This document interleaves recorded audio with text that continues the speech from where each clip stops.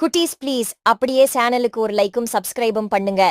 பக்கத்துல இருக்க பெல் ஐகானையும் ஒரு தட்டு தட்டி விடுங்க. அப்பொழுதுதான் நாங்க போடுற வீடியோவை நீங்க தவறாம பார்க்கலாம். வாங்க கதைக்குள்ள போகலாம். ஒரு நரி இரை தேடி அலைந்து கொண்டு இருந்தது. எங்கெங்கோ அலைந்தும் அதற்கு ஒரு வேட்டையும் கிடைக்கவில்லை. பசி தாங்க முடியாத நிலையில் வந்து கொண்டே இருந்தது. அப்போது ஒரு புல்வெளியில் நிறைய ஆடுகள் மேய்ந்து கொண்டிருந்தன.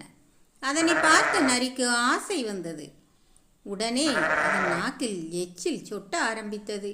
எப்படியும் இதில் ஒரு ஆட்டுக்குட்டியை திருட திட்டமிட்டு ஒளிந்து மெதுவாக பதுங்கி சென்று நாம் ஒரு குட்டியை பிடித்து சாப்பிட வேண்டும் என்று திட்டமிட்டது.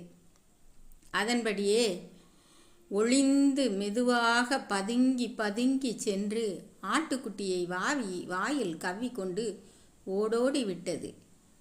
நிறைய ஆட்டுக்குட்டியை தூக்கி கொண்டு ஓடி வருவதை ஒரு சிங்கம் பார்த்தது. உடனே சிங்கம் நிறைய விரட்டி பிடிச்சிச்சு. அதனிடமிருந்து ஆட்டுக்குட்டியை சண்டை போட்டு பறித்து கொண்டது. ஆட்டுக்குட்டியை பறி கொடுத்த நரி சிங்கத்தை நோக்கி, நீ செய்யறது கொஞ்சமா நியாயமா இருக்கா? எனக்கு சொந்தமான ஆட்டுக்குட்டியை நீ பறிச்சுக்கிட்டிய. இது அடுக்குமா? அக்கிரமம் பண்ற நீ. இதை என்னால சகிச்சிக்கவே முடியாது என்று கூச்சல் போட்டது. சிங்கம் நரியை பார்த்து அலட்சியமாக சிரித்தது.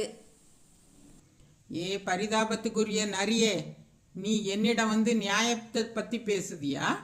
ஆட்டுக்குட்டியை நான் பறித்து கொண்டதா குத்தம் சொல்லுதியே, உனக்கு வெக்கமா இல்லை? இந்த ஆட்டுக்குட்டி எப்படி உனக்கு சொந்தமானது?